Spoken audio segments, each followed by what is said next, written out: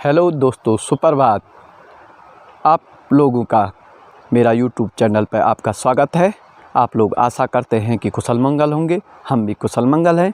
आप लोगों को आज मैं एक नई जगह लाया हूं और इस जगह का नाम है गदेरे का छल्ला।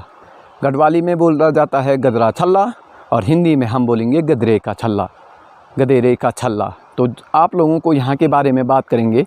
ये हमारी ज़मीन है और यहाँ की सबसे बड़ी बात ये है कि हम जो कि सबसे बड़ा पत्थर है उसके बारे में बात करेंगे आज।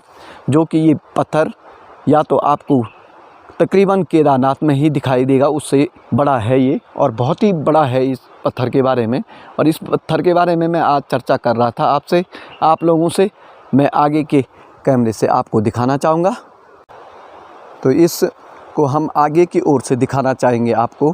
बहुत ज़बरदस्त, बहुत ही ज़्यादा बड़ा है ये और इतना विशालकाय पत्थर है कि समझ में नहीं आता है कि कहाँ से ये पत्थर आया है। और उस पता नहीं कितने पीढ़ियाँ गुजर चुकी हैं हमारी इस पत्थर को देखते देखते। हम पता नहीं कितनी पीढ़ी पे पहुँचे हैं। मुझे तो तकरीबन जहाँ तक पता है अपने दादा और पापा और मैं ही ये कह सकता हूँ कि मैंने अपनी दादी से पूछा था कि ये इतना बड़ा विशालकाय पत्थर कैसे आया दादी जी यहाँ गदेरे में।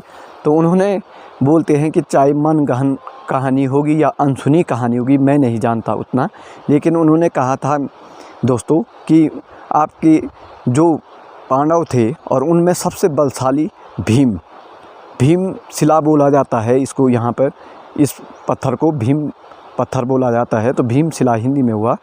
तो कहते हैं कि वो जब बद्रीनाथ या इस चीज़ का निर्माण कर रहे थे पुल का, तो शायद यहाँ से भी पत्थर ले जा रहे थे। तो उस टाइम शर्त ये रहती थी कि पांडवों से कि जहाँ से आप जितना भी बड़ा पत्थर लाएंगे, रात खुलने तक आपको वो पत्थर यहीं जगह पर पहुंचाना है जहां पर काम होना है। अगर रात जहां पर खुली तो वो पत्थर वहीं पर छोड़ना पड़ेगा। तो शायद वही पत्थर यहां पर छूट गया होगा। तो वो मेरा कहना ये है कि उस ज़माने में कितनी बड़ी ताकत रही होंगी और कितनी देव शक्तियाँ रही होंगी जो कि इतने बड़े बड़े पत्थरों को देख सकते हैं। आपके ठीक उसके पीछे भी काफ़ी उसके ही आकृति में थोड़ा सा छोटा है लेकिन काफ़ी बड़ा पत्थर है।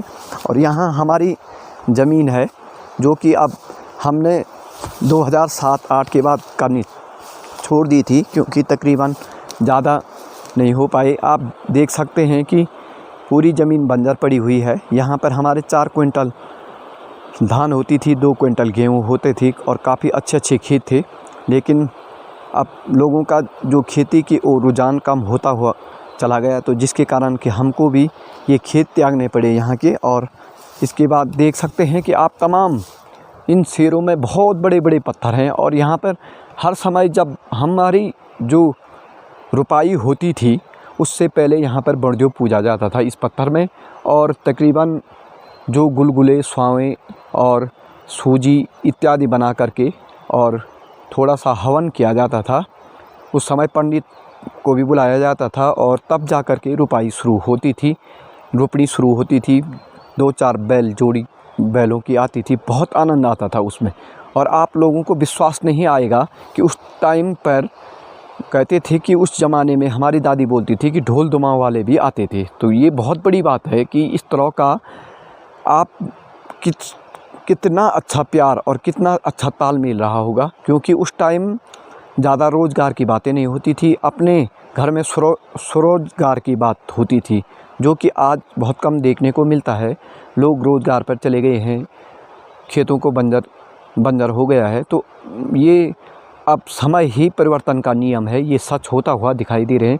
लेकिन इस पत्थर के बारे में मैंने बार बार बात की है कि ये पत्थर कहाँ से आया है, क्या आया है, अभी तक कुछ पता नहीं है। मैं इस पत्थर के बारे में छोटे से सोचता था, लेकिन आज हमने जब यूट्यूब चैनल बनाया है तो उसके ऊपर काफ़ी अच्छा चर्चा किया है और विषय भी रखते हैं कि भाई देखते हैं कि हम इतना बड़ा पत्थर कहाँ से आ जाता है। और इस पत्थर को या तो केदारनाथ में इतनी बड़ी आपदा को रोका, महादेव के मंदिर को इतने सुरक्षित तरीके से बचाया था उस पत्थर ने, भीमशिला ने। वही पत्थर यहाँ पर कई सालों से पड़ा हुआ है। जब वो 2013 वाली आपदा शुरू हुई थी तो उसमें जब ठीक उसी रात वो पत्थर आया था पीछे से, तो उसके बाद मुझे इस पत्थर की याद आई थी कि भाई वही वाला पत्थर हूबहू भले छोटा है वहाँ का, यहाँ का बहुत विशालकाय पत्थर है, लेकिन बहुत बड़ी बात है कि हूबहू उसी तरह से ये पत्थर ना आया हो। देव अब शक्ति को बचाने के लिए हो सकता है उस टाइम गांव की ओर भी वो आपदा आ सकती थी, क्योंकि इधर जो ऊपर बेरसों के साइड है तो बहुत बड़ा गदेरा है, इसमें हर समय पानी रहता है और यहीं से हमारी रुपाई होती है।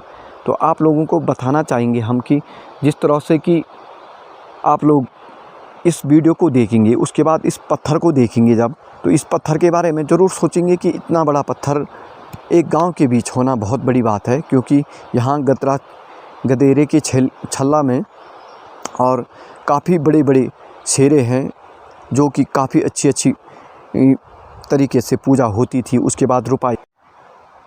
इसी तरह से हमारे चैनल पर बने रहे आप, इसी तरह से रहे, आपको नई नई वीडियो ऐसे ही लाई जाएंगी और ऐसे ही जो कि चर्चा का विषय बनेगी कि किस तरह से क्या हुआ था, कब क्या हुआ था।